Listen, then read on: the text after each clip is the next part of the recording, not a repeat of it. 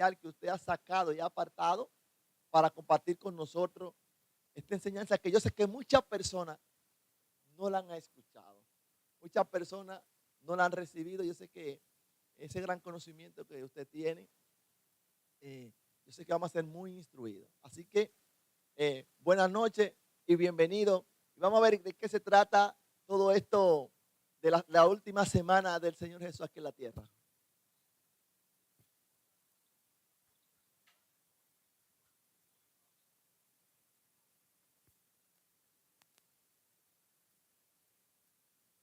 Que es la última semana de nuestro Señor Jesucristo aquí en la tierra. Última semana que significa el periodo final que dura su ministerio terrenal, porque esta semana va a concluir básicamente todo lo que Él fue enviado por el Padre a ejecutar aquí en la tierra y lo va a terminar exitosamente. Pero esta ya es la parte final de su ministerio terrenal, para dedicarse a otro ministerio donde sabemos que Él va a ascender a los cielos y comienza su ministerio sentado a la diestra de Dios Padre, y envían al Espíritu Santo para que comience entonces esa tercera persona de la Trinidad a ejercer sus funciones en la tierra, encargándose de todos aquellos que creen en Jesucristo. Así que todo esto es una orquestación hermosa, es un plan maravilloso de la Trinidad divina, porque los tres están participando en la salvación del hombre. El Padre envía al Hijo. El Espíritu Santo resucita al Hijo de entre los muertos y luego Él se encarga de los gritos. Así que todos nosotros estamos conectados con esta Trinidad hermosa que formamos todos juntos una gran familia. Pero de una vez, ¿qué vamos a ver en esta semana? Esta semana el Evangelio de Marcos es que nos da mayor información. La narra en la última semana de nuestro Señor Jesucristo en la mayoría de sus capítulos. No así otros evangelios que narran otras perspectivas de sus enseñanzas, de sus milagros, y como Juan, por ejemplo, de su teología. Pero Marcos le llamó la atención la muerte, la pasión, el sufrimiento del Cristo encarnado, del siervo sufriente, de ese que habla Isaías, el profeta, el siervo sufriente, que fue molido por nuestras rebeliones. El castigo de nuestra paz fue sobre él y por sus llagas fuimos nosotros sanados. Entonces, Marcos nos da la luz para que entendamos el proceso de la última semana, que comenzó así. Usted preste atención. Mire, por orden cronológico, explicando cada evento día a día. Resulta que la semana pasada, hoy es viernes. Estamos en el año 2021, día viernes, día de Pascua, día donde hoy muere el Señor Jesucristo en la cruz. Pero vamos a retroceder un momentito para ir narrando la secuencia lógica hasta llegar a este día. Resulta que la semana pasada, el viernes anterior, llega Jesús de Capernaum a un pueblo llamado Betania, al otro lado del Monte de los Olivos. Y allí él se radica, es su cuartel general por toda esta semana que viene.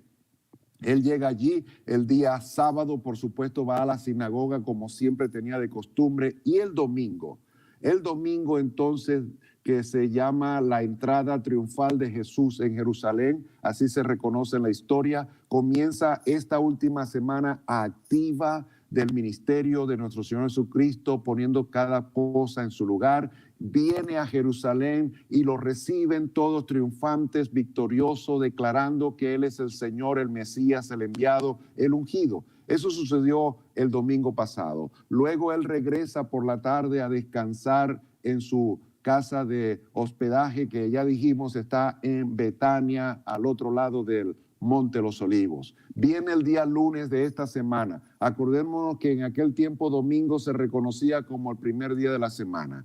El segundo va a ser el día lunes. Entonces el día lunes de esta semana, que para nosotros es primero, en aquellos tiempos el segundo, él regresa a Jerusalén y suceden dos eventos importantes de carácter profético para nuestro Señor, porque en primer lugar ve de lejos, cuando quiere entrar a Jerusalén, a una higuera que tiene muchas ramas, muchas hojas, y se piensa que él se acercó para buscar higos y no encontró, y le dice a la higuera: nunca más nadie coma fruto de ti. y prosigue su viaje a entrar a Jerusalén y ve un desorden total en el templo, lugar que fue dedicado inicialmente para la oración, la consagración y el ayuno.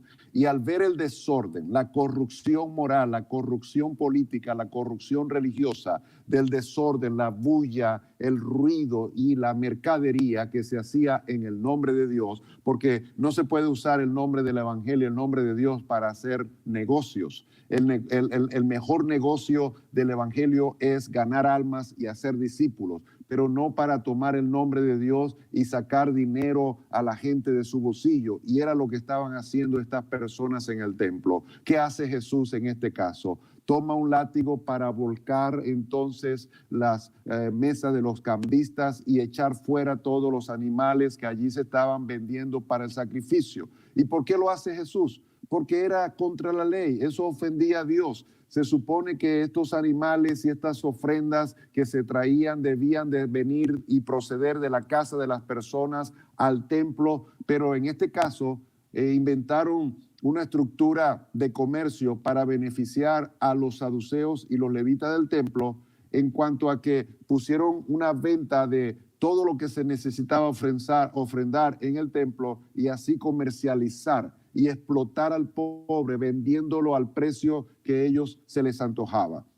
Y ver Jesús, esta injusticia, este abuso, esta explotación, decidió poner todo en su lugar, purificó el templo. Esto quiere decir que para nosotros proseguir a este último fin de semana que termina con la resurrección de este próximo domingo, necesitamos preparar nuestras vidas para ir al encuentro de un Cristo resucitado. Y esto es lo que está haciendo Jesús ahora, purificando el templo el día lunes. Bueno, seguimos, si queremos, el día martes. Entonces Él regresa a Jerusalén desde Betania y se dedica todo el día, escuche bien, todo el día a dar una serie de enseñanzas maravillosas, parábola tras parábola, la parábola de los labradores malvados, y también se mete un poquito con escatología, hablando de las señales del fin, y en fin, un sinnúmero de temas hermosos que está colectado en Mateo capítulo 21 hasta el 26.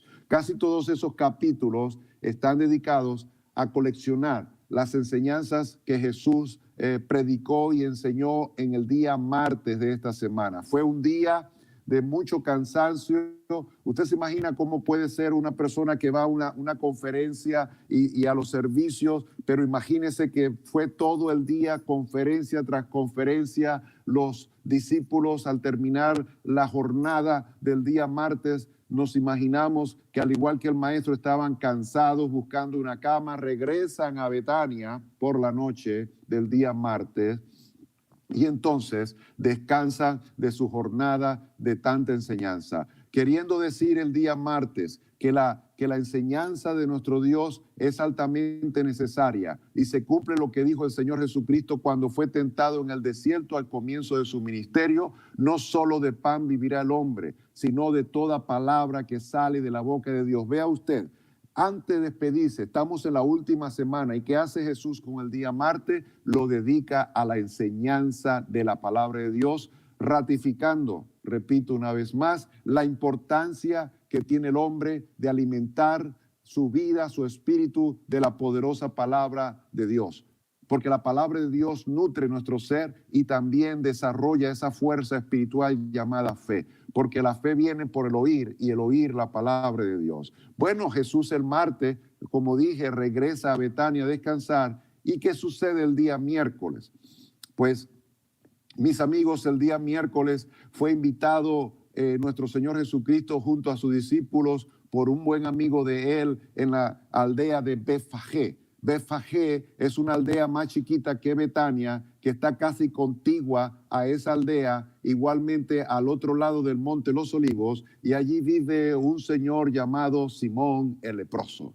Y el Simón el leproso decide entonces invitar a nuestro Señor Jesucristo para que el miércoles por la noche tenga un banquete y descanse y pueda comer para continuar la faena de la última semana del ministerio de nuestro Señor Jesucristo aquí en la tierra. Jesús acepta con amabilidad esta invitación, va con sus discípulos a la casa de Simón el leproso, que por cierto había sido sanado para ese entonces, y en ese momento que están allí sentados escuchando la música, porque los banquetes en aquel tiempo se acompañaban de música y de una hermosa decoración en las mesas para pasar un buen rato, mucho pan, mucho vino, mucha comida, mucha alegría, mucha participación, pero en medio de esa celebración, de esa cena, de ese banquete, se aparece una mujer con un perfume de alabastro que dice la Biblia que era de alto precio, y ella decide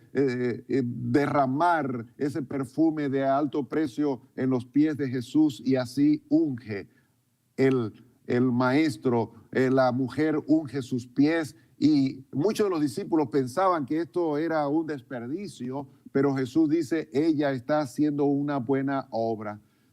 Usted se da cuenta, cada vez que nosotros ministramos al Señor, servimos a Dios, honramos a Dios, estamos haciendo una buena obra con el Señor, y el Señor la bendijo con estas palabras: siempre que se predique este evangelio, se hablará de lo que tú has hecho en este momento, porque tú has ungido mi cuerpo para la sepultura. Ha preparado, ha ungido el cuerpo del Señor para la sepultura. Y hablemos de este ejemplo entonces del día miércoles. Ella ungió el cuerpo de Cristo para la sepultura. Nosotros ungimos ahora el cuerpo de Cristo para recibir las bendiciones, porque Cristo murió por nosotros para que en lugar de muerte tengamos vida. Y ahora podemos ungir para recibir vida.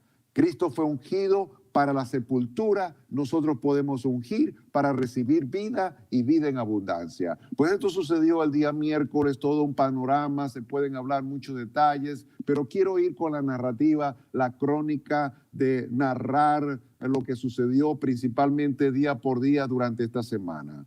Luego de sucedido todo esto, la fiesta acabó, el banquete terminó, feliz, contento todo el mundo a su casa. Regresa Jesús a Betania a dormir el día miércoles, y el día jueves, muy temprano por la mañana, es decir, un día como hoy, pero ayer, jueves, en la mañana, Jesús manda pues a algunos discípulos a Jerusalén para que esté preparado el lugar donde van a celebrarse la Pascua con sus discípulos, Jesús y sus discípulos, sus 12 discípulos. Es interesante que Jesús va a celebrar la última vez la Pascua en Jerusalén con sus discípulos, donde también se cuenta con la presencia de Judas. Eso es muy interesante decirlo ahorita, porque estamos hablando de un evangelio de gracia, de amor, de misericordia, y no como algunas personas predican otro tipo de evangelio donde cuando se celebra la Pascua echan fuera todo lo que creen que es malo, no sabiendo que al hacer esto se están juzgando ellos a sí mismos,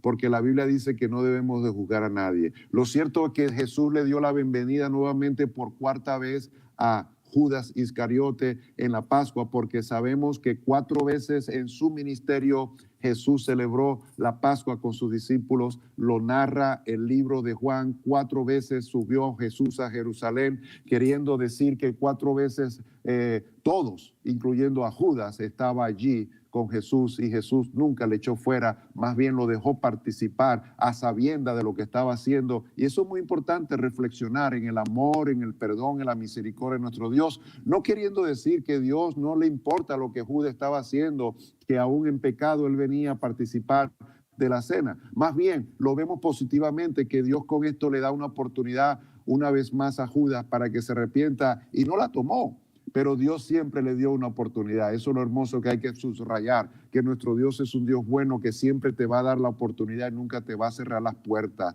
Y si por alguna razón la persona se aleja de Dios, no es porque Dios le ha echado fuera, sino porque la misma persona decidió alejarse de Dios. Dios nunca echa fuera. Dios no viene a quebrar la caña cascada ni a apagar el pábilo que humea. Dios viene a traernos esperanza con su Hijo Jesucristo, abrirnos las puertas del cielo y anunciar la buena noticia de que Él ha decidido perdonar a toda persona todos sus pecados, a todo aquel que viene a Jesucristo y lo acepta por la fe en su corazón. Estas son buenas noticias. Entonces, vemos que la Santa Cena se instituye en un día de Pascua, en un día jueves como ayer. Pero ¿qué sucedió en detalles el día de ayer jueves? Número 1, Jesús, antes de celebrar esta última Pascua, decide tomar una toalla y agua para lavarle los pies a los discípulos, para dar a entender un maravilloso mensaje de fe y de esperanza, que es el liderazgo. No se lidera con la fuerza, ni con la dictadura, ni menos con la coerción, sino con el servicio.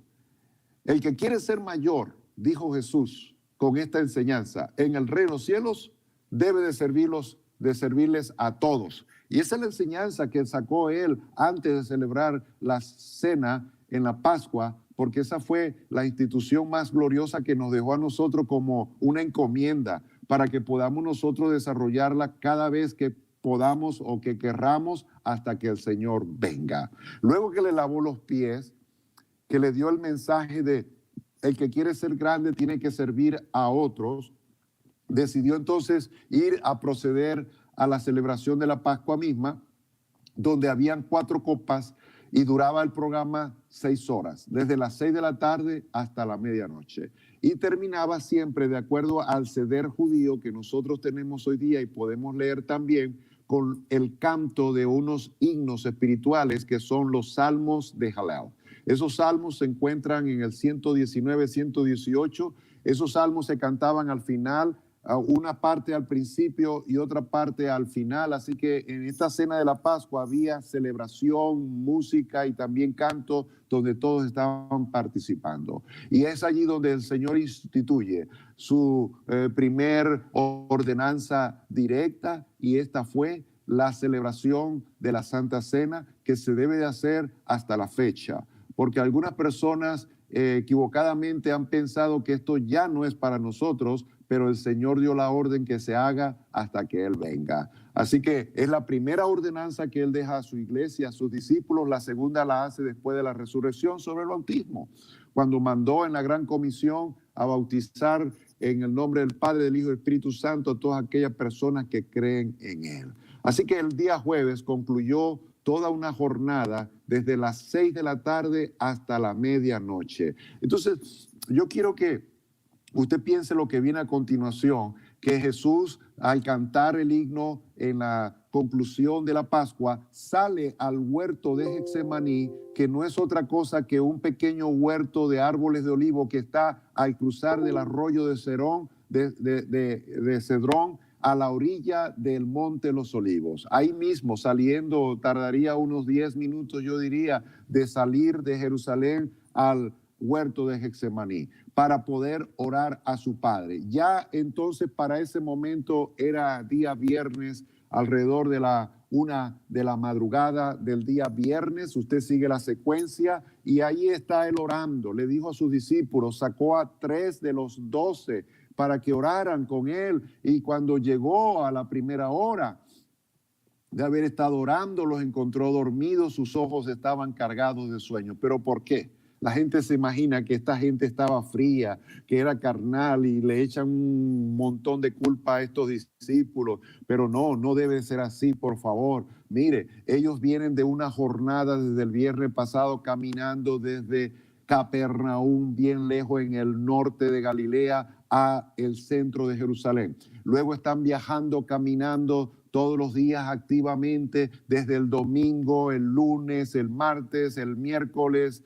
y el jueves. Pasan toda la noche hasta la medianoche sin parar. Usted se imagina un cuerpo físico sometido a semejantes estrés, jornada de trabajo, porque predicar el evangelio es trabajo, y subir el monte, bajar el monte. Ya a la medianoche del amanecer, los cuerpos estaban exhaustos. Ya ellos no podían, estaban sus ojos cargados. La gente se preocupa, pero estos carnales, estos fríos, no, señor, estaban cansados. Una semana, mi hermano, una semana. Pero al mismo tiempo, vemos la fortaleza de nuestro Señor Jesucristo, que Él, a pesar del cansancio, podía soportar el sueño y seguir orando. Quiere decir que la naturaleza física de nuestro Señor Jesucristo es bastante robusta, que podía, con su humanidad física, soportar semejante jornada. Y así sucedió.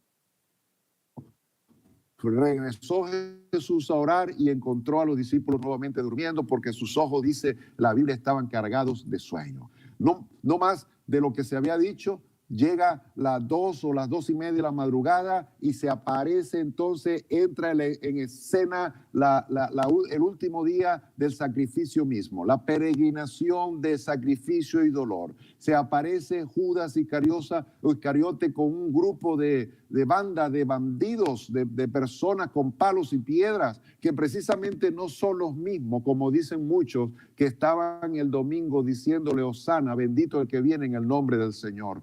Porque estas personas con corazón humilde y sincero, la gente más humilde y sencilla de Jerusalén, era lo que estaba haciendo esto, y los ricos, adinerados, saduceos, líderes religiosos, eran los que le estaban reprochando.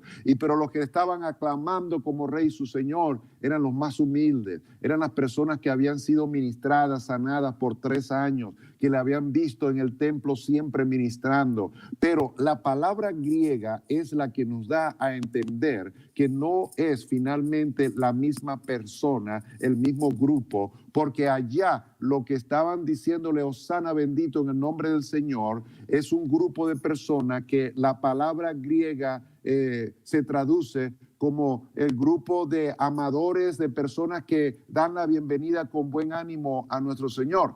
Y aquí el grupo de personas que viene con Judas, la palabra grupo de personas en griego se está refiriendo a un grupo de sicarios. Es para distinguir un grupo de maleantes, de malhechores, de sicarios. Entonces, cuando usted ve grupo, compañía de personas y compañía de personas traducido, pareciera que fuera la misma cosa, pero cuando ve el griego en el original se da cuenta que son 2 grupos distintos. Aquí son unos malhechores, sicarios, aquí son un grupo de personas agradecidas que está dando la bienvenida al Señor. Así que no eran los mismos, son diferentes. Además, estos eran pagados los que vienen con Judas. Ellos eran a las 2 de la madrugada del día viernes, se le había pagado un grupo de personas para que hiciera este trabajo de ir a buscar a Jesús y gritaran más tarde: crucifícalo. Y este era parte del juicio y de la trama ilegal que hicieron los fariseos y líderes religiosos en común acuerdo con los romanos. Todo estaba programado. Y mire que de una vez lo llevaron a un juicio del huerto de Getsemaní, lo llevaron a un juicio casi a las 4 de la mañana. Usted se puede imaginar dónde, en qué mundo, en qué lugar un tribunal está abierto a las 4 de la madrugada. Eso es inaceptable, pero todo estaba preparado, toda la gente estaba comprada, era un grupo minoritario de representantes revoltosos, un grupo, una manada afuera con palos y piedras, puros gente desalmada, gente malhechora que habían sido contratados para estos fines. Y luego lo meten en un juicio totalmente ilegal a las 4 de la mañana, donde traen, por si fuera poco, testigos falsos para testimoniar en contra de nuestro Señor Jesucristo, y ni aún así pudieron comprobarle nada en su contra, ni por la trama, ni por la paga de las personas que habían pagado para que viniera y testificaran en su contra, ni siquiera porque le gritaban: crucifícalo. Nunca lograron demostrar que fue un criminal realmente como ellos querían hacerlo. Más sin embargo, avanzaron en sus propósitos malignos de darle muerte por crucifixión. Bueno, eso es la evidencia máxima de la injusticia del hombre que está enredado y ciego por el pecado. Y esto sucedió entonces, vuelvo a repetir, como a las 2:30 de la mañana viene Judas con este grupo de sicarios y de malhechores que no son los mismos que estaban gritando Hosana, porque el griego, repito, nos da la información verdadera. Y vienen, le ponen preso, todos los dejan, finalmente los discípulos abandonan a Jesús, y aún Pedro, que le juró que le iba a estar fiel, también le abandonó. Entonces, se lo llevan a la casa de Anás, a la casa, eso ya está sucediendo en el amanecer del día, hoy viernes.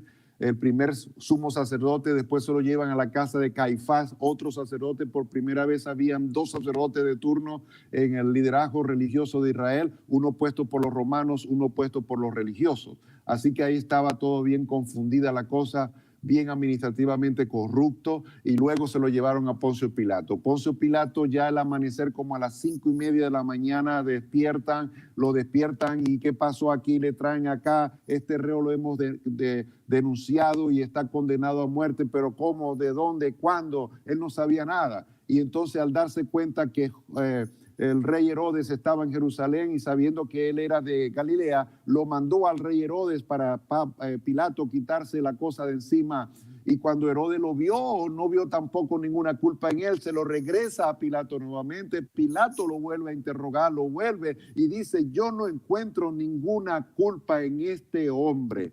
Es un inocente. Todo lo que ustedes están haciendo es por envidia, porque no hay ninguna causa que amerite la muerte para esta persona. Es totalmente inocente. Pero ellos se les ocurrió la brillante idea porque ya estaba premeditado. Queremos que nos sueltes a un reo como hace siempre y pregúntale a la gente quién quiere que suelte en esta oportunidad. Le pusieron las palabras a Pilato en su boca. Y Pilato dijo: está bien, ¿a quién quiere que les entregue? ¿A quién quiere que crucifique? Entonces todos dijeron: suéltanos a Barrabás. Ve usted, todo estaba pagado. Y no era una multitud como la del domingo pasado. Esto eran unos cuantos allí que estaban ahí haciendo un grupito pagados por los líderes religiosos y empezaron a gritar: suéltanos a Barrabás, suéltanos a Barrabás. ¿Y qué quieres que haga con el Cristo? Entonces le dijeron los líderes, soplándole al oído a la gente, los malhechores y los sicarios: digan que crucifíquenlo. Y comenzaron a gritar: crucifícale. Pilato, al ver la respuesta de esta turba de gente endemoniada y loca, que no son los mismos del domingo, tengo que repetirlo porque se dice tanto el error, que a veces, por repetirlo tantas veces, la gente lo cree. Pero tenemos que de alguna manera corregir ese error. Pilato decide entonces lavarse las manos y decir: ok, entonces yo soy libre de la sangre de este inocente porque no veo ninguna culpa en él. Y ya estamos hablando casi a las 7:45 de la mañana, 8 de la mañana, donde lo llevan al pretorio. ¿Sabe? El pretorio es el lugar donde están los soldados romanos, es la guarnición, donde están los soldados. Y una vez que por dictamen del líder Pilato se condene a muerte a un reo, ya a esa persona se le puede hacer cualquier cosa para hacer sus últimos minutos más difíciles y no tiene derecho de nada. Así que al sentenciarlo Pilato a muerte en ese momento y mandarlo al pretorio para que le den los látigos y después a la crucifixión, ya él le podían hacer cualquier cosa. Así que usted se puede imaginar lo que Cristo le hicieron en el pretorio, no solo lo que narran los evangelios, pero muchas cosas más, generalizándolas. Le abusaron en todos los sentidos, le quitaron sus ropas, se las volvieron a poner, le ponían una corona de espinas, le daban por la cabeza y se burlaban y lo avergonzaban, haciendo tanta mofa de nuestro Señor Jesucristo. Fue horrible estar en el pretorio, porque ahí era el reo que tenía derecho a nada. Si moría, se le quitaban un ojo, se le quitaban la mano, eso no importaba, ya él era muerto, hombre muerto. Entonces, finalmente, después de hacerle todo lo que le hicieron, él agarra su cruz. Dicho sea de paso, fue una cruz la que Cristo fue colgado. Es una cruz en forma de cruz. No tengo que demostrar muchas cosas al respecto, pero es mejor que sigamos creyendo que fue una cruz. Se lo puedo demostrar más adelante, pero él va con la cruz rumbo al Gólgota, al lugar de la calavera, un día como hoy, de tal manera que estaba cerca afuera de la ciudad de Jerusalén. Así que del pretorio, caminando afuera, si es sin cruz, usted puede llegar unos 5 o 10 minutos. Pero si es cargando una cruz, usted se va a durar como media hora o más. Entonces, eso fue lo que tardó. Como a las 8:45 llega al lugar donde lo van a crucificar. Salió de la ciudad y exactamente como la Biblia dice, a las 9 de la mañana ya nuestro Señor Jesucristo se encuentra clavado en una cruz. Ese es el proceso, ¿no?, de nuestro Señor Jesucristo terminando su obra expiatoria, terminando su obra redentora aquí en la tierra, y por 6 horas estuvo clavado Jesús en la cruz. Ya por medio de las 3 de la tarde de un día como hoy, viernes, a las 3 de la tarde dice la Biblia que él expiró, entregó su espíritu y dijo: Padre, en tu mano encomiendo mi espíritu, y dijo en griego tetelestei, que significa consumado es. La obra perfecta ha sido terminada. En ese momento él, sobre la humanidad, tomó toda enfermedad, toda dolencia, el castigo de nuestra paz, todo pecado, maldición y muerte que había en la humanidad, lo tomó sobre el madero para llevarlo con él en la cruz por 6 horas, para que todo aquel que en él crea no se pierda, mas tenga vida eterna. Y a cambio de muerte, él le ofrece vida. A cambio de maldición, él le ofrece bendición. Porque eso fue lo que hizo Jesucristo, un acto sustituto, para que nosotros no tengamos que sufrir lo que él padeció. Así que se puso en nuestro lugar. Fue nuestro pecado, fue nuestra culpa y sufrió voluntariamente. Ahí se demuestra el profundo amor de Dios para con nosotros. Sufrió voluntariamente en ese momento. Está 6 horas sufriendo por nosotros en agonía. Finalmente muere. Entonces, al morir, José de Arimatea se presenta rápido a Poncio Pilato, quien todavía está por allí cerca del pretorio, porque él estaba visitando Jerusalén. Su residencia está en Cesarea Marítima, pero ese día de fiesta Pilato siempre acostumbraba estar en Jerusalén. Y ahí cerca del pretorio va José de Arimatea a pedir el cuerpo. Se sorprende que haya muerto tan temprano. Siempre duran 2 o 3 días en agonía. Pero el Señor, con tanta ministración que absorbió como una aspiradora todo el pecado del mundo, del pasado, del presente y del futuro, para que todo aquel que en él crea no se pierda, mas tenga vida eterna, había fallecido en 6 horas clavado en la cruz.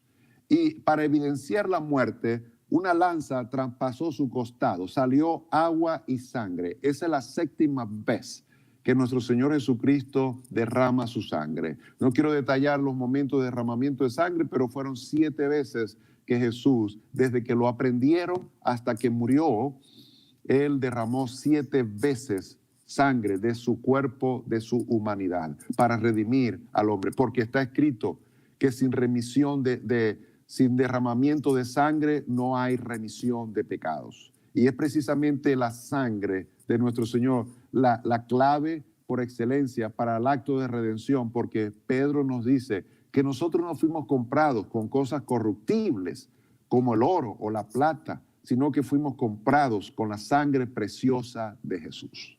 Entonces es la sangre preciosa de Jesús la que redime, la que nos da salvación, la que nos da libre acceso al trono de la gracia. Y cuando Jesús muere, el velo del templo se rasga en 2 desde arriba hacia abajo, dando a entender que ahora el camino al cielo está abierto por Jesús. Él es el camino que nos lleva al Padre. Así lo dijo y así lo cumplió. Y todo aquel que viene a Él confiadamente va a tener a cambio salvación y vida eterna. Ahora, comprobaron la muerte de nuestro Señor Jesucristo. Entonces vinieron los amigos de José de Arimatea. Nicodemo se unió a esos servicios de funerales, vamos a decir así, donde iban a enterrar en la tumba de José de Arimatea, que tenía reservado para Jesús en ese momento, y lo llevaron allá, lo ungieron y lo enterraron antes que viniera el día sábado, que comenzaba el viernes después de las 6 de la tarde. Así que todo fue bien deprisa, bajarlo de la cruz, envolverlo en la sábana, llevarlo al huerto donde estaba la tumba labrada en una roca hermosa, grande, que nadie había usado. Rodaron una piedra y allí se quedó el maestro en ese día, para decir que murió entonces el viernes, estuvo muerto el sábado y siguió muerto el domingo, solo hasta el amanecer del día domingo. Si contamos los días, son 3. En la teología rabínica, los días no se cuentan necesariamente por 24 horas, sino que aunque sea 1 hora de un día, se cuenta esa hora como de ese día. Se cuenta como un día, aunque sea 1 hora de ese día que se usó. Así que tenemos horas apenas del día viernes, el sábado sí cuenta todo el día, y las primeras horas del amanecer del día domingo. En total fueron 3 días que Jesús estuvo muerto. Pero ¿qué va a pasar el día sábado? Hemos narrado lo que sucedió el día viernes.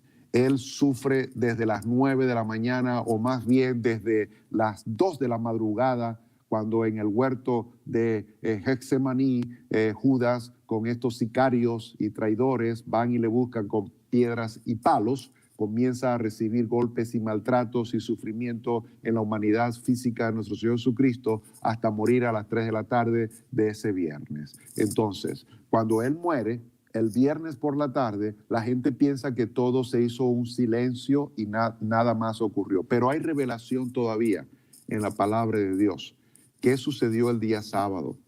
Mientras todos los judíos estaban en la superficie de la tierra guardando el día de reposo, porque el sábado era el día de reposo, todo el mundo en su sinagoga, todo el mundo tranquilo, que Jesús también lo hubiera hecho porque siempre lo hizo. Mientras estuvo en su ministerio terrenal, Él siempre observó el descanso para dedicarlo a darle un tiempo de calidad a Dios, porque eso significa nuestro reposo. Cuando nosotros le damos un tiempo de calidad a Dios, cumplimos con ese mandato que es para nuestro beneficio, darle un tiempo de calidad a Dios. Entonces, en la superficie de la tierra el día sábado, todo el mundo estaba como de costumbre, guardando y observando ese día, dedicándose a Dios en las oraciones, en las meditaciones, en la palabra, como siempre, de cada quien con su familia, no trabajo, no actividad física, pero ¿qué estaba sucediendo con Jesús en el centro de la tierra, en el infierno? Hay una revelación aquí que comenzó cuando Él murió. Cuando Él murió, su cuerpo quedó en la superficie de la tierra, físicamente hablando, en el mundo tangible, pero su alma y su espíritu, como sucede como todo ser humano, se va a un lugar, se va al Hades, al centro de la tierra, al infierno mismo. ¿Por qué? Porque Jesús fue al Hades, al centro de la tierra, al infierno, a ese lugar donde solamente los pecadores, porque la Biblia dice que Él por nosotros se hizo pecado. Y la única manera de poder la gente ir al infierno es por ser pecador y no arrepentido, limpio con la sangre del Cordero. Eso le da una entrada directa al infierno. Una persona que no es pecadora jamás podrá entrar a ese lugar. Al igual también sucede en el cielo. Una persona que va al cielo es porque está lavado con la sangre del Cordero y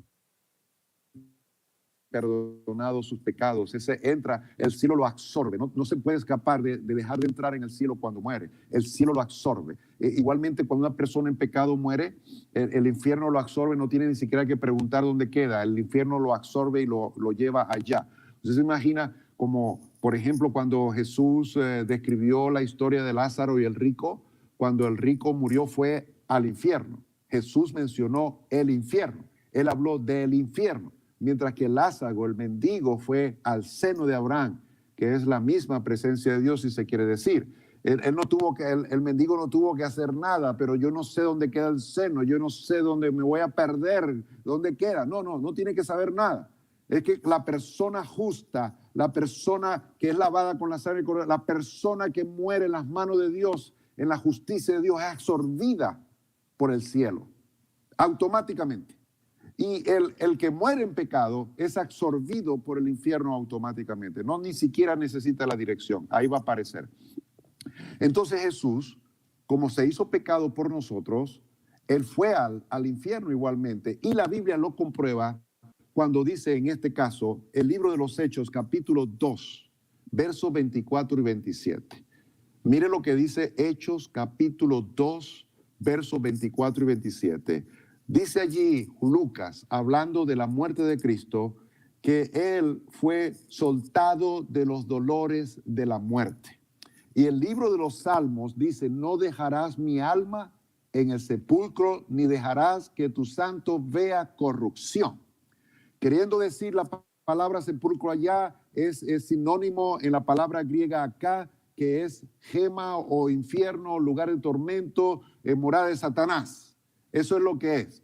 Entonces, no pudo sostenerle la muerte. ¿Por qué? Porque Él no fue pecador porque quiso, sino porque se hizo por nosotros pecador. ¿Usted ve la diferencia? Es como nosotros en la otra parte somos justos, no por nuestra obra de justicia, sino porque hemos asumido por la fe. Dios nos ha otorgado el título de justo por el acto de la fe que tenemos en la persona de nuestro Señor Jesucristo. no por nuestras obras de justicia, porque por esa vía nadie llega a ser justo delante de Dios, pero lo somos al Dios atribuirnos por la fe la justicia de su Hijo Jesucristo a nosotros. Entonces nos hacemos justos delante de Dios por fe. Y somos contados por justos. Y Dios nos trata a nosotros como justos igualmente. Así pasó en el caso de Cristo. Al asumir el pecado, Él, aunque no lo cometió, porque Él nunca pecó, fue tratado como un pecador y fue absorbido por el infierno y fue amarrado por la muerte, como es amarrado todo pecador. Pero tuvo que soltarlo. Tuvo que soltarlo. ¿Por qué? Porque se demostró que Él era un hombre inocente, que no había pecado y no, la muerte no le podía retener. La justicia de Dios se hizo presente para que se liberara. Es un acto sobrenatural maravilloso y Jesús fue soltado allí donde estaba en el centro de la tierra, suelto los dolores de la muerte. Léalo, mi amigo. Hechos capítulo 2, verso 24 y después lea el 27, porque no le podía retener, porque él era un hombre justo. El infierno cuando lo absorbió dijo, aquí te tengo, te voy a hacer todo lo que quise hacerte y no pude allá en la tierra, pero aquí te voy a hacer más cosas y no pudo, porque la muerte no le podía retener. Pero note que después que la muerte le soltó a él en el centro de la tierra, su actividad comenzó todo el día sábado hasta el amanecer del domingo. Qué hermoso. La actividad de Jesús comenzó. Y número 1, dice la Biblia en Primera de Pedro, capítulo 3, versos 18 y 20, que Jesús fue a predicar a los espíritus encarcelados. Ahí hay una historia, ahí hay una teología, que no voy a explicar los detalles de esto, pero es una actividad que Cristo hizo en este día. No pudo haber sido antes, no pudo haber sido después de resucitar, porque después que resucitó estuvo con los discípulos y se fue al cielo. No pudo ser antes de morir, porque antes de morir no se puede ir allá, hay que morir para ir al infierno. Entonces fue el día sábado y le predicó a los espíritus encarcelados, según 1 Pedro 3, 18 al 20. Pero no solamente eso. Imagínense, esos espíritus acumulados allí por una cantidad de gente y de personas allá, eso consumió un periodo de tiempo determinado, en donde no vamos a especular cuántas horas y nada, pero consumió tiempo. Pero no solamente eso hizo Jesús, también sabemos según Colosenses 2:15. Es importante que usted note esta cita bíblica, Colosenses 2:15, para que lea que allí Jesús, dice Pablo, despojó a los principados y a las potestades demoníacas, exhibiéndola públicamente en su propio territorio. Ahora, cuando la Biblia habla de principados, potestades, no se está refiriendo a Poncio Pilato, ni a Anás, ni a Caifás, ni al emperador Julio César. No, se está refiriendo, las palabras aquí, principado y potestades en griego, son las mismas que Pablo habla allá cuando se menciona la guerra espiritual, que nuestra lucha no es contra sangre ni carne, sino contra principados, contra potestades, contra gobernadores, huestes celestiales de maldad en las regiones celestes. O sea, es el mundo espiritual de las tinieblas, de la maldad. Y estas potestades y principados que menciona entonces Colosenses son los mismos que menciona Pablo en lo que nosotros llamamos la guerra espiritual, de entre las tinieblas y la luz. Entonces, ¿dónde y cuándo Cristo el día sábado los despojó?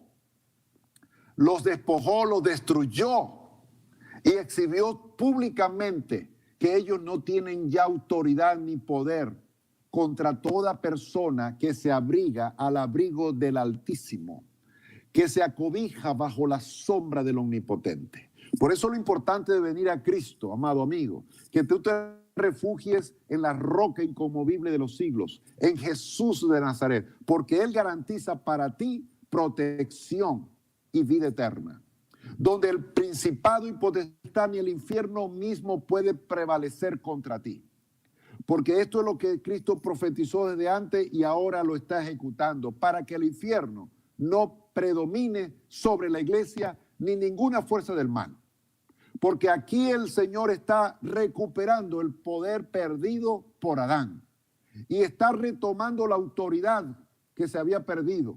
Y es por eso que después le dijo a los discípulos, a mí me ha sido dada toda autoridad y toda potestad en los cielos y la tierra. ¿Y dónde la conquistó? El día sábado, en el centro de la tierra, en el infierno, donde derrotó la autoridad de todos estos príncipes, de todas estas potestades, para demostrar su poder y su señorío sobre todos.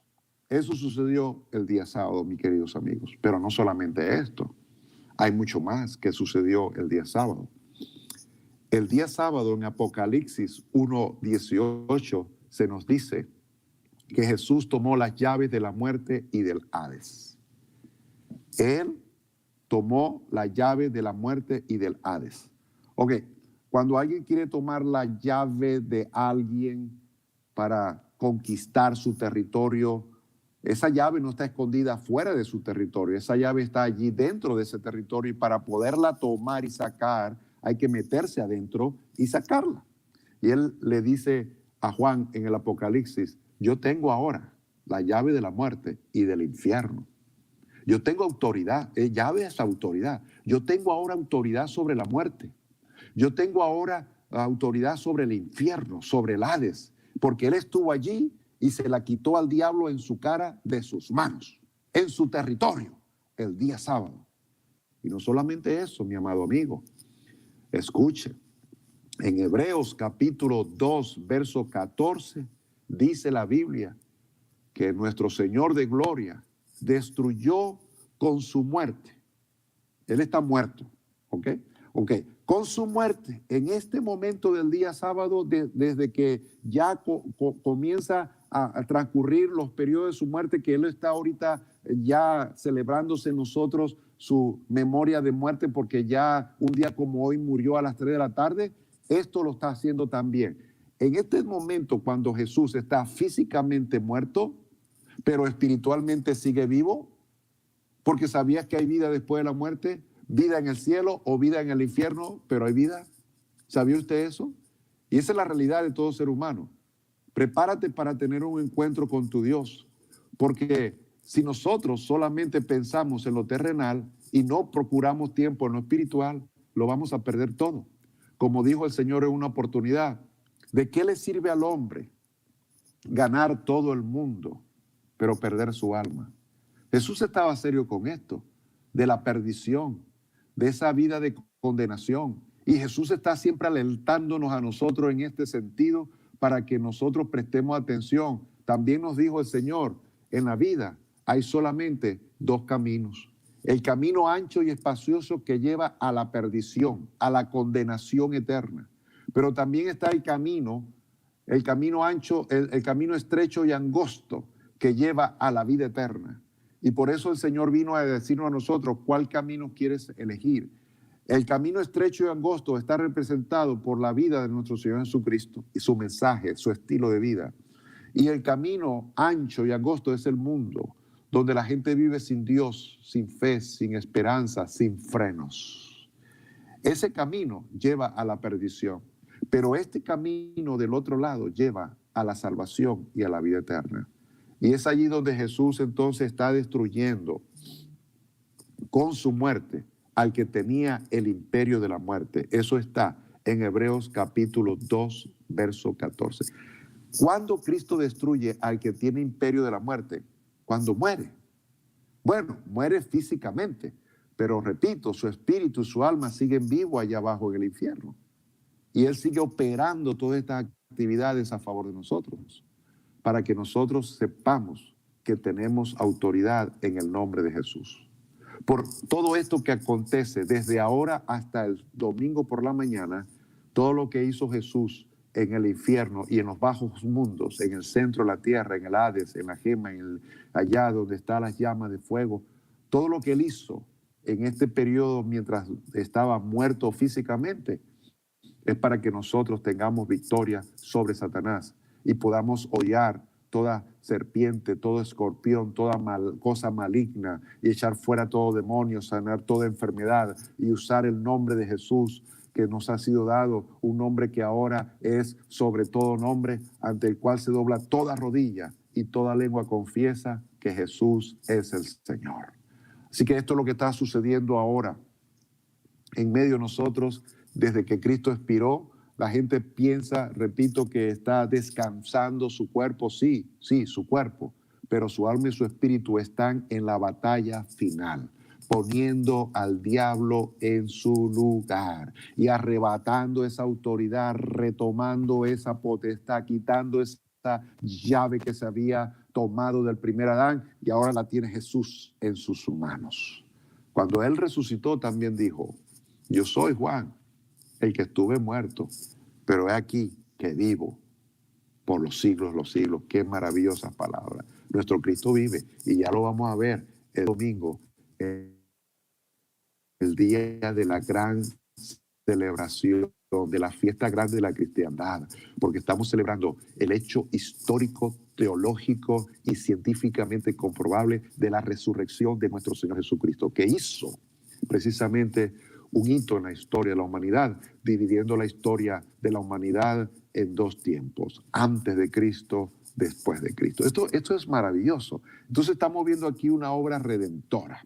Y quiero concluir toda esta enseñanza que estamos dando sobre la semana de nuestro Señor Jesucristo, la última semana de su ministerio aquí en la tierra, pues retomando esta narrativa, y hemos llegado hasta el día sábado, porque ahora estoy hablando aquí en Dallas, Texas, son las 7 de la noche, ha comenzado el día sábado.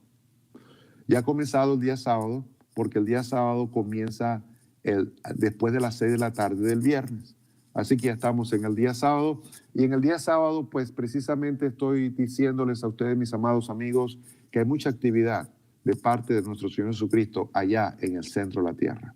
Hay muchas otras cosas más que quisiera compartir, pero no me lo permite el tiempo, porque eso es el aspecto teológico que necesita ser comprobable, pero ya te he dado muchas citas que evidencian una actividad enorme de parte de nuestro Señor Jesucristo, poniendo al diablo en su lugar para darnos nosotros victoria final. Por eso es que nuestro destino está escrito y está claro que la vamos a pasar bien, porque Apocalipsis termina describiendo la vida victoriosa de la iglesia, que finalmente va a triunfar a pesar de persecuciones, a pesar de momentos difíciles, a pesar de tantas maldades que se le ha hecho, tanta injusticia. La iglesia va a triunfar de acuerdo al libro de Apocalipsis, y tendremos un cielo nuevo y una tierra nueva donde todos estaremos morando para siempre con el Señor. Ahora, quiero resaltar en esta narrativa que hemos mencionado que el día viernes, el acto de la crucifixión de nuestro Señor Jesucristo, es un día donde debe llamarse la atención, muy importante, la cruz. La cruz. Para nosotros la cruz no es un símbolo cualquiera. Hay muchas personas que piensan que ya no necesitamos de la cruz porque es un signo de maldición. Y yo he visto con mucho dolor cómo personas la quitan de las iglesias y de los centros de adoración, pensando que no la necesitan o que es un amuleto de mala suerte o algo por el estilo religioso. Es maldito el que tenga una cruz. Todo lo contrario, mi amigo, por favor. El diablo quiere erradicar la memoria de nuestro Señor, engañando a muchas personas con estos pensamientos tan absurdos como el querer quitar la cruz para quitar la maldición. Y yo he visto con mucha tristeza que muchas personas aún se atreven no solamente a quitar la cruz de sus iglesias, de sus templos y de sus casas, sino que ahora ponen una estrella de David. Y yo digo, ¿y esto de dónde vino? ¿Y cuándo acá? Si la estrella de David no aparecía nunca en la historia de la iglesia por ningún lado. Usted la va a ver allá en Constantino, o en el siglo I, en el siglo II, Policarpo. Pregúntele a Policarpo si sabe algo de la estrella de David, que fue un discípulo de Juan. Pregúntele, por favor. Pero pregúntele a Crisóstomo, pregúntele a Orígenes, pregúntele a otros discípulos, padres de la iglesia, que si saben algo, Ignacio, de la estrella de David. No, por favor, no saben nada porque no existe, no tiene valor para el cristianismo. Lo que tiene valor para el cristianismo, si a simbología se refiere, es la cruz, la señal de la cruz. Eso tiene un valor histórico, un valor teológico y un significado valioso, porque es el resumen de nuestra creencia. La cruz es el resumen de nuestra creencia. Y por supuesto que la historia dice que morir en una cruz antes, en ese tiempo, representaba un signo de maldición, pero precisamente ese hecho histórico es lo que cuenta para demostrar que el poder de nuestro Cristo hizo lo que antes era una maldición, hizo que para nosotros fuera hoy una bendición. Porque gracias a que Cristo muere en una cruz y se hace por nosotros maldito, es que nosotros podemos ser benditos. Y gracias a que Él da su vida en ese madero de la cruz, es que nosotros ahora tenemos vida y vida en abundancia. Precisamente para demostrar que el poder de Dios revierte toda maldición, para demostrar que el poder de Dios puede anular toda fuerza de pecado y de condenación y puede disipar cualquier densa tiniebla y oscuridad. Es el poder de nuestro Cristo. Por otra parte, nosotros sabemos muy bien que el mensaje de la cruz es un mensaje del Evangelio. Cristo es predicado a través de un mensaje de la cruz. Pablo decía que él predicaba a un Cristo crucificado. Imagínese usted, predicaba a un Cristo crucificado, queriendo decir que él hace memoria de esa figura hermosa que es la cruz, un palo vertical, otro palo horizontal. Y nadie tampoco puede empezar a decir que eso no era así, que era un madero, porque la Biblia menciona en una parte que murió sobre el madero y quiere decir que fue un poste, un palo. No, señor, un madero está diciendo que la cruz estaba formada de madera. Esto es lo que quiso decir el escritor bíblico allí, que la cruz estaba formada 100% de madera, pero había una posición vertical, otra horizontal, que fantásticamente fue diseñada con propósitos también en el sentido de que nos ilustra muchas grandes cosas. Y el mensaje central del Evangelio entonces es el mensaje de la cruz.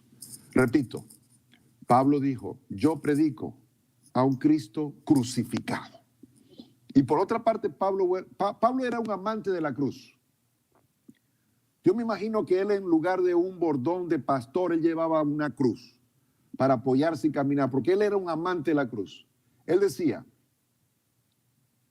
el mensaje de la cruz es locura para los que se pierden, pero para nosotros los que creemos es poder de Dios y salvación. O sea, toda su mentalidad está enfocada en la cruz. En la cruz es un lugar de tormento, la cruz es un lugar de muerte. La cruz nos recuerda siempre que la gracia, para poder nosotros disfrutarla, se tuvo que pagar un gran precio. El precio de disfrutar la vida de Dios, el precio de disfrutar la gracia de Dios en nosotros fue la cruz, la muerte de cruz. Y eso quedó así registrado en la Biblia y en la historia, para que nosotros no tomemos en balde o en vano o tan liviano el mensaje del Evangelio. Como que si fue algo que fue dado porque, bueno, se tenía que dar. No, Señor, no se tenía que dar. O no, Dios es bueno, Dios tenía que hacerlo. No, tampoco es así. Lo hizo porque nos amó.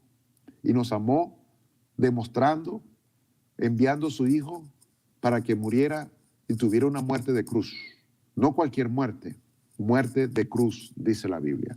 Entonces, la cruz sigue siendo para nosotros un elemento de mucho valor teológico, un elemento de valor histórico y un elemento de identidad.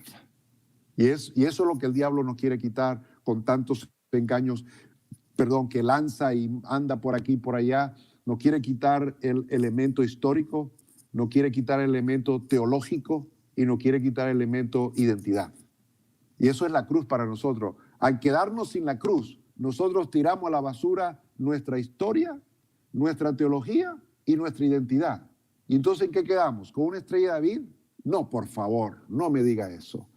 Nosotros no tenemos, amamos a Israel, nosotros llevamos siempre gente y estamos visitando y enseñando y hablando de la maravillosa tierra de Israel donde nació nuestro Señor Jesucristo. La Biblia dice que la salvación viene de los judíos, pero nosotros somos cristianos. Nosotros defendemos nuestra fe del cristianismo a capa y espada, porque una cosa es ser musulmán, otra cosa es ser budista, otra cosa es ser hindú, otra cosa es ser judío y otra cosa es ser cristiano. Y el que no sepa la diferencia, mi hermano, podemos hablar en otra charla sobre esto para demostrarte que hay una diferencia enorme entre ser musulmán, ser hindú, ser budista, ser judío o ser cristiano. Es una diferencia enorme. Entonces, ¿qué identifica el cristianismo? Bueno, cada quien agarra su señal, cada quien agarra su logo cada quien agarra su símbolo. Si usted ve por lo menos una media luna, ¿usted qué va a pensar hoy día? En musulmán. Si usted ve un gordito ahí riéndose, ¿en qué va a pensar? En un Buda. Si usted ve unos dioses ahí medio desnudos, ¿qué va a ser? Hindú. Si usted ve a gente allí como barba larga y todo eso es judío. Pero si ve una cruz, usted va a pensar en el cristianismo. Ese es nuestro símbolo. Ese es nuestro símbolo.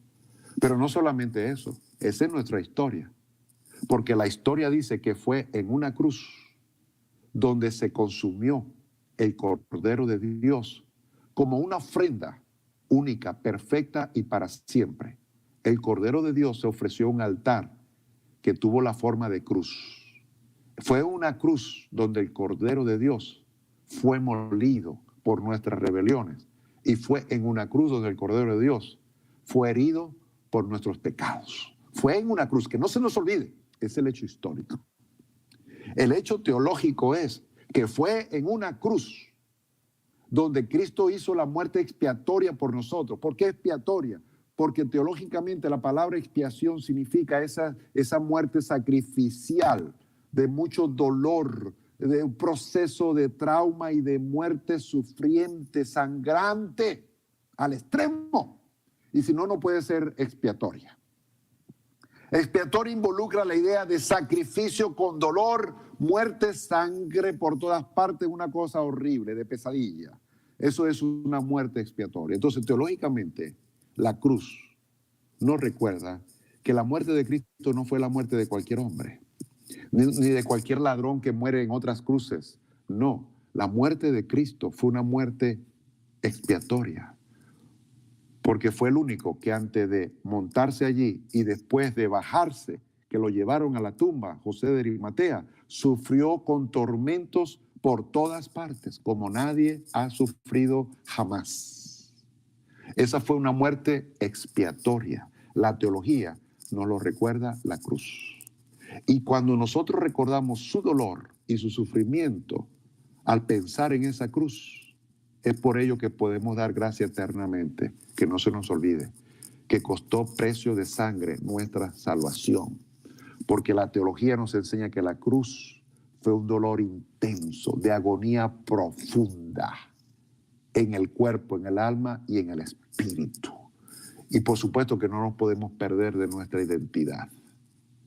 Porque ahora que no estamos confundidos quiénes somos, o somos cristianos, o somos budistas, o somos musulmanes, porque no es cierto que todas las religiones van a Dios. Quiero decir que Cristo vino aquí a decirnos, a la tierra, se preocupó de venir tan lejos para decirnos, damas y caballeros, solamente hay un camino que lleva al Padre, que lleva a Dios, y yo soy ese camino. Yo soy la verdad y yo soy la vida. No se confunda con tantos caminos, porque hoy día hay más voces que nunca hablando. He aquí la solución, esta es la respuesta, esto es la verdad, pero una sola es la verdad. Hay un solo camino y no hay otro nombre dado a los hombres en que podamos ser salvos. No hay otro.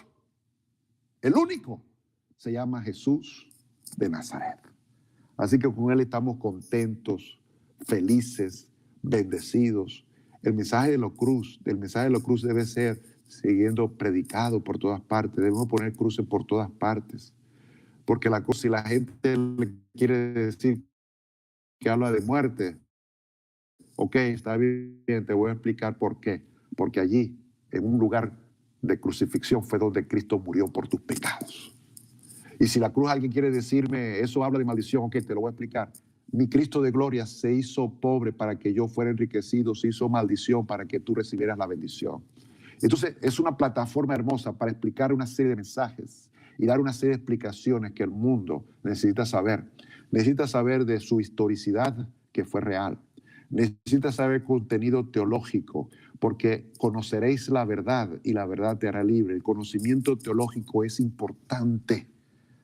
Ya está bueno de tanta chabacanería, trivialidades y mediocridades en la enseñanza, en el adoctrinamiento. Necesitamos profundizarnos en la gracia y conocimiento de nuestro Señor Jesucristo. Y esto es precisamente lo que Dios quiere que hagamos, que profundicemos el mensaje de la cruz hasta más no poder.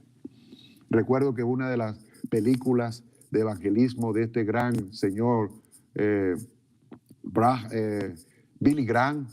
Billy Graham, en su ministerio, él era un asiduo fanático, si lo puedo decir, del mensaje de la cruz, del mensaje del evangelio, amante de la libertad, amante de la salvación, y siempre trataba de llevar a cualquier persona que se tropezase en su vida a Cristo.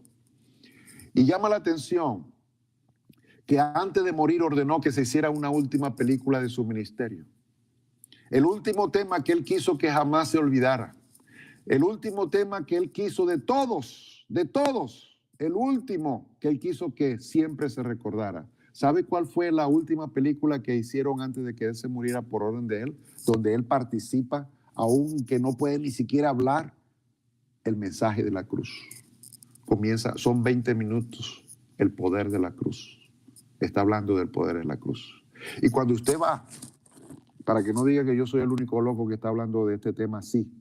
Pero si usted va al museo de Billy Graham, que tiene un museo, es una granja grande, hermosa, que tiene una puerta gigante y la puerta es una cruz. O sea, usted para entrar al museo de Billy Graham, donde está la historia de la Biblia desde Génesis hasta Apocalipsis, es algo hermoso. La historia de la Biblia está en ese museo. Y todo el ministerio de Billy Graham regado por todas partes, hablando de todos los mensajes de la Biblia desde Génesis hasta Apocalipsis. Pero para usted poder entrar a ese lugar, a esa Biblia, a ese mundo bíblico, usted tiene que entrar por una puerta que es la cruz. ¿Usted se imagina? A él no lo va a engañar con esas trivialidades de que venga a poner la estrella de David aquí, quite la cruz o algo por el estilo. No, el que es cristiano defiende sus valores, no los vende tan barato. Lo defendemos porque son más de 2000 años de historia. ¿Y cómo lo voy a tirar a la basura 2000 años de historia si yo apenas nací en comparación a 2000 años? Porque yo no tengo derecho de cambiar la historia del cristianismo. Nadie tiene derecho de hacerlo. La historia del cristianismo es una herencia del cielo, es una herencia de Dios. Dios la escribió, Dios la inició y Dios la va a terminar. La escribió esos santos hombres inspirados por el Espíritu Santo. Y yo solamente formo parte de esa historia. Yo no quiero cambiar la historia del cristianismo. Yo formo parte de esa historia. Y usted también. Así que hoy, en el día viernes, hablamos del poder de la cruz, de ese mensaje maravilloso del poder de la cruz, donde tenemos aquí nada menos y nada más que 3 elementos importantes que conservar. La historicidad de la cruz, la teología de la cruz y la identidad que la cruz da a cada seguidor de Cristo. La identidad. ¿Y cuál es la identidad? Que yo soy seguidor de Cristo, del Cristo crucificado, del siervo que sufrió. Yo soy seguidor de Él, del que sufrió por mis pecados, del que murió. Murió una cruz, yo su vida, de su pasión, de su mensaje. Eso no lo vamos a dejar quitar tan fácilmente. Tenemos que poner cruz en las casas, ponemos cruz en la iglesia, ponemos cruz en todas partes. Y me admira cuando algunas iglesias tienen hasta las 3 cruces bien grandes, iluminadas, bendito Dios. Porque esas cruces 24 horas están hablándole a toda persona que las ve todos los días. Pero si yo pongo una estrella de David, ¿qué mensaje me va a dar? O si yo pongo una media luna, o si pongo cualquier otra figura inventada, ¿y de qué voy a hablar? Cuando el centro del evangelio, el centro, el corazón del evangelio es la cruz y su mensaje. Ese es el centro del evangelio, la cruz y su mensaje. Que nosotros podemos aprender muchas cosas de ella, como también necesitamos morir cada día. Jesús dijo, toma tu cruz, tú quieres seguirme, toma tu cruz y sígueme. Es decir, está dispuesto a padecer y a sufrir y a vivir la misma vida que yo viví, si quieres ser mi servidor. Entonces sirve para discipulado, sirve para evangelismo, el uso de la cruz es fantástico, multidisciplinario, multidimensional. No queremos que nos los quite, por favor. Déjala allí, trae más de esas. Para que la gente me pregunte, ¿y por qué tantas cruces? ¿Parece un cementerio? Bueno, posiblemente, pero te voy a explicar el significado. Siéntate y escucha. Y saca la Biblia y explíquele a la gente lo que eso significa. Su historia, su teología, su identidad. Por eso es que Hay un canto que dice, hay lugar al pie de la cruz. Para ti lo preparó Jesús. Y todavía hay lugar. Qué bonito que podemos seguir cantando ese canto maravilloso. Ven a Él, pecador, ven a Él. Hay lugar al pie de la cruz. Porque un lugar preparó Jesús para ti. ¿A dónde tenemos que mirar? A la cruz. ¿A dónde tenemos que ir? A la cruz. Digo, no a un madero para adorarlo, porque yo no estoy hablando ni me refiero a la adoración de ninguna figura, porque ni siquiera estoy pensando en eso. Lo que estoy pensando es en el mensaje, en la teología, en la historia y en la identidad que me da. Yo no estoy diciendo que usted le prenda una vela a una cruz, por favor, no me confunda, que estoy más convencido que nadie de la verdad. Nosotros no prendemos velas ni adoramos muñecos, ni palos, ni estatuas, ni nada, ni nos arrodillamos frente a nada, pero sí reconocemos el mensaje, porque hay un mensaje que libera, hay un mensaje que transforma, hay un mensaje que trae vida y esperanza, hay un mensaje que sana, hay un mensaje que salva, hay un mensaje que liberta, hay un mensaje que transforma vida, y eso es el mensaje de la cruz. Es el mensaje de la cruz. De eso es que estoy hablando. Y hoy estamos hablando del poder de la cruz, que de allí se liberó un mensaje poderoso. Y por eso necesitamos seguir usando ese elemento simbólico llamado cruz. Porque es una relación que tenemos con Dios. Cuando venimos a Jesús, mire lo maravilloso que es esto, sirve para todo.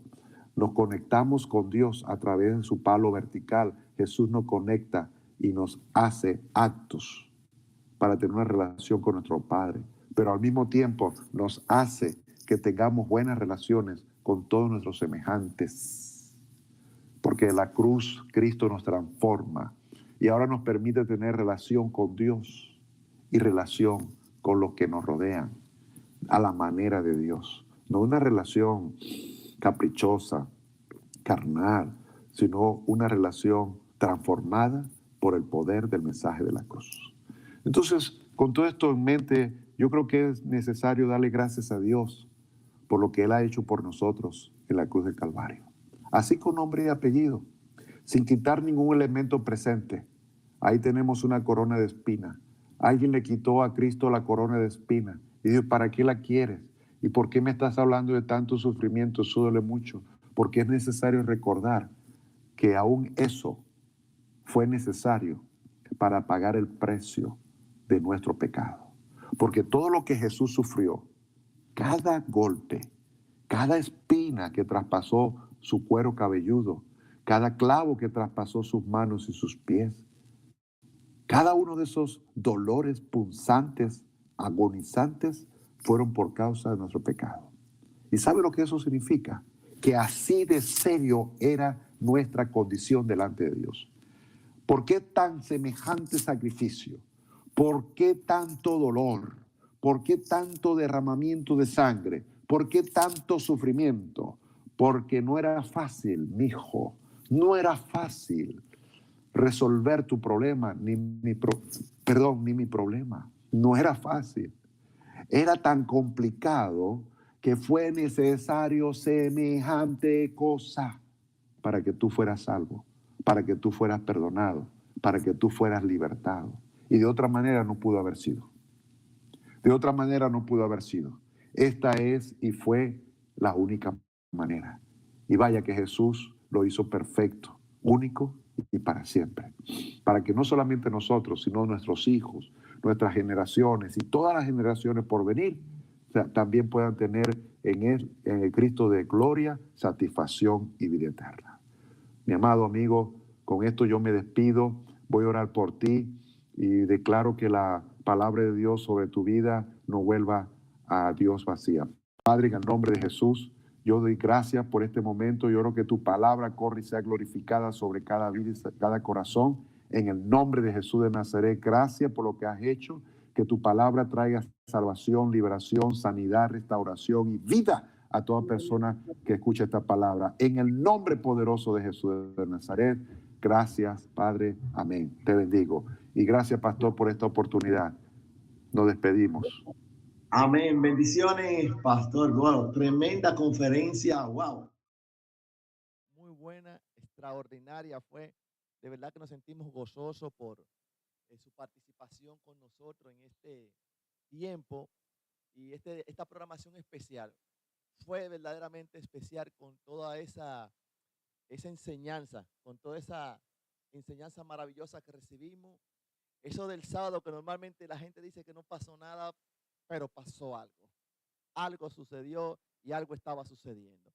Y el pueblo tenía que saber eso, que algo estaba sucediendo, que no estaba Jesús muerto y ya. Estaba ocurriendo algo en el mundo espiritual que estaba transformando y trascendiendo más allá de lo que nosotros podemos percibir con el ojo natural. Así que le agradezco, doctor, y yo sé que esta no será la última. Están llamando ya de Miami. Sí, y voy a entrar a un programa en Miami, pero qué bueno, un abrazo, saluda a todos ustedes, los queremos mucho y este año nos vemos con el favor de Dios. Amén. Pues bendiciones y seguimos en contacto. Despedimos al doctor Henry Álvarez. Que Dios le bendiga mucho. Así que, hermano, en este día estamos contentos de poder estar de nuevo en esta programación especial del día de Semana Santa, Viernes Santo. Así que nosotros queremos que si usted recibió y escuchó este mensaje, lo comparta con otras personas, lo transmita. Si no se ha suscrito a nuestro canal, por favor suscríbase a nuestro canal de Mies TV.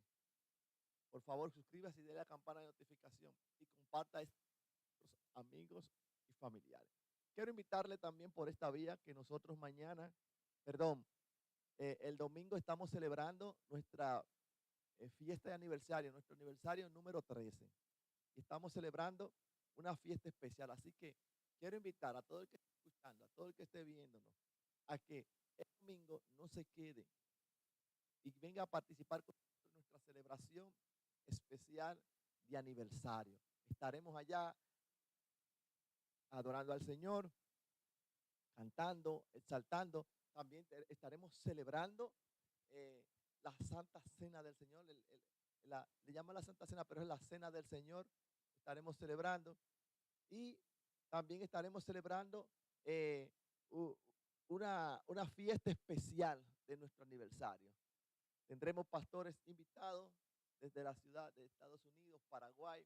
Tendremos allá pastores de diferentes naciones, también de Cuba estarán con nosotros, también participando.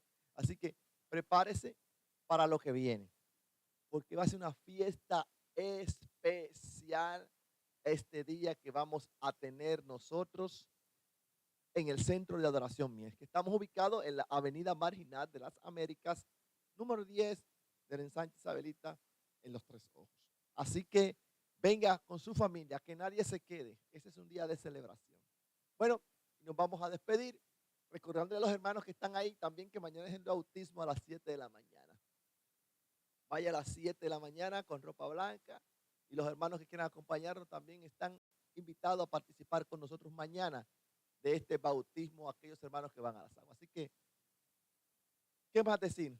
Orar para que Dios te dé una noche de bendición, un fin de semana próspero, un día de bendición especial. Padre, en el nombre de Jesús, damos gracias por la vida del pastor y doctor Henry Álvarez, que estuvo con nosotros participando en esta fiesta, en este día especial, de esta programación de Semana Santa. Y yo pido ahora que tú bendigas su vida. Así bendigo a todo hermano que esté ahí.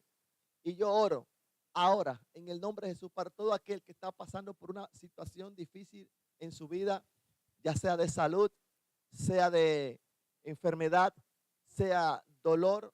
Ahora yo declaro sobre tu vida sanidad y liberación. En el nombre de Jesús declaro que tú eres libre por la sangre de Cristo.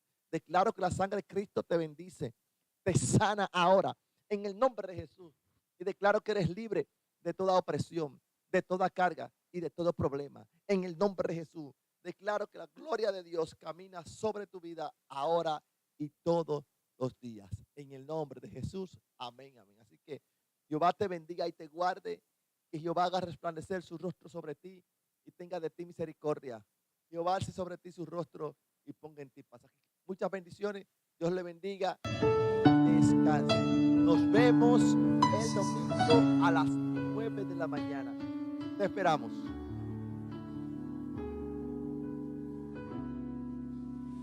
Gracias por la cruz, oh Dios,